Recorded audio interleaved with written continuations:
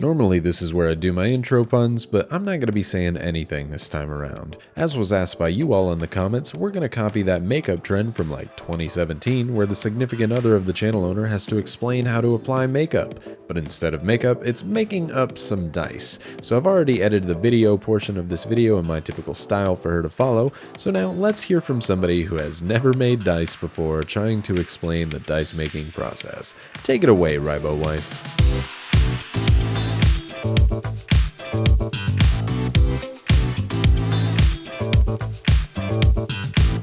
Hey, it's Rybowife.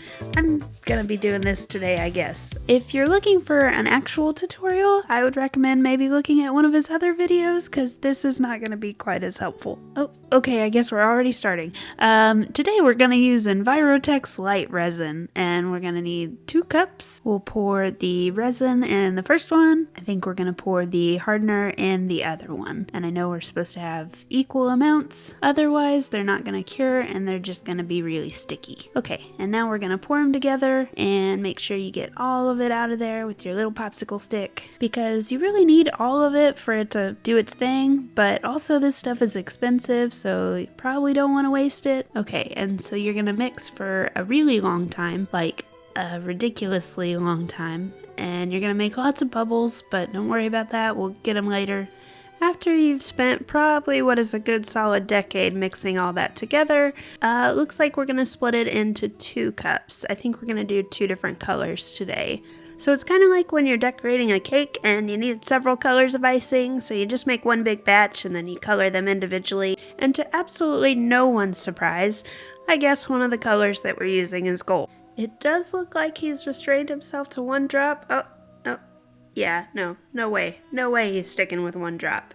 I'm skeptical, but we'll see how the rest of the video goes. So our first color is gold, and it looks like our second color is just mess, because this foil sticks to everything and it gets everywhere, but it's super pretty, so I'll allow it. You're going to want to mix this stuff really well until it breaks apart into those tiny pieces. And here's where we're going to take care of all those little bubbles that we made before. So basically you're just going to take a lighter from downstairs and promise your wife that you're going to bring it back, but you know you never will. Now we're mixing in some Tequila Sunrise mica powder because, just as I suspected, we have to have more gold. We're going to combine that really well because, as you probably know by now, dice making is just 90% mixing. We're going to put some wax paper down because things are about to get messy. We'll go ahead and lay out all of our molds and their caps so that we don't accidentally forget one and then wonder why we have all this extra resin. Now that 20 years have gone by and you're finally done with all that mixing, it's time for the first pour. And I think we're going to fill each of these only about halfway so that we can add that other resin mixture that we've made, because even though blue is my favorite color and these dice were made specifically for this video and for me, evidently we have to add gold. Also, because we just love to overdo it and then regret it later, we're going to add a few more alcohol inks. I'd like to add a disclaimer that I was not consulted on any of these color choices and am therefore not responsible for how this turns out. I think he's doing the Petri dish method here, which I like to refer to as the I want to pretend to be a scientist today method. So we've done 2 drops of the blue alcohol ink, and now we're doing 1 drop of white and 1 drop of black. Now we'll take our little science experiment and pour it right on top of the other resin, and really just hope for the best at this point. You're going to want to overfill these because once they go in the pressure pot and the air bubbles are removed, you're going to need resin to fill those spaces. Overfilling means things are going to get messy, but I guess that's why we put the wax paper down. And we put a little more on the cap just to make sure that when you put the mold together, resin is just oozing out of there. And it looks like we're going to keep adding alcohol ink, which I guess makes sense so that you get a consistently inconsistent look on every single die. Now is about the time when you want to start thinking about turning on your air compressor so that you can fill your pressure pot later. If your air compressor is particularly loud like ours is, the key strategy here is to wait until your wife is in her most important meeting of the day.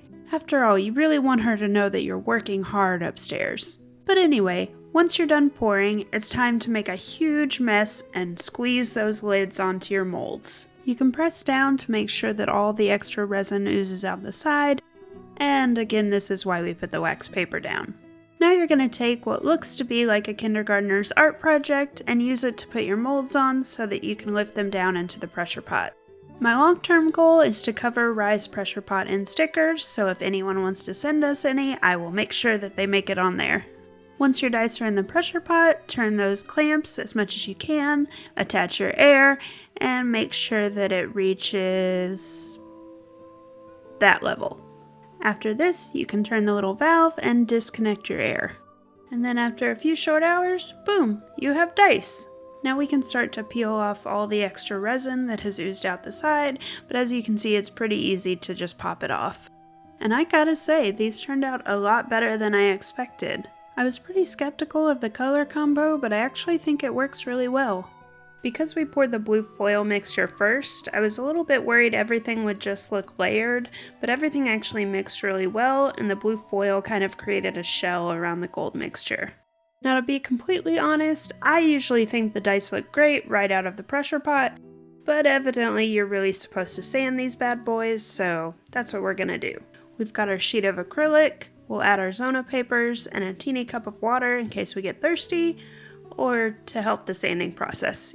Even though I said I think the dice look fine right out of the pressure pot, I just have really bad eyesight, but I can see from the close-ups that sanding is probably important. You're going to want to zone out as you go through each level of these Zona papers, so it's a good time to put on your favorite podcast or your favorite videos, and just kind of get to work until you think that they're smooth enough. After that, we get to move on to my favorite part of this whole process, which is inking the dice. I actually did choose this color, so I am responsible for how the inking turns out.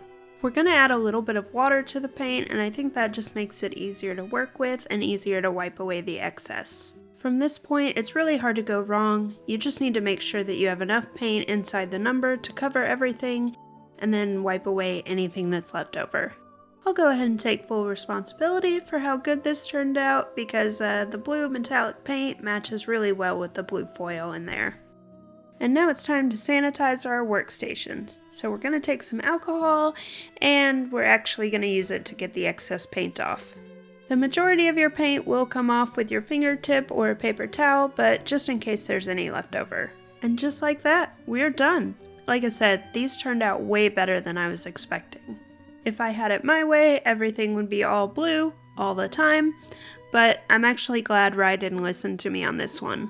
And I think there's enough contrast in the inking that these would really stand out and be easy to read on the table.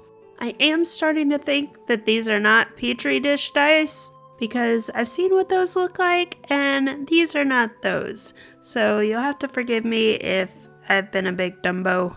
And that sentiment really applies to this whole video. Like I said, if you're looking for an actual tutorial, I would really recommend checking out one of the other videos, because I can't guarantee that this one is factually correct. We will, however, in standard Rybonator video fashion, let you know what these sound like.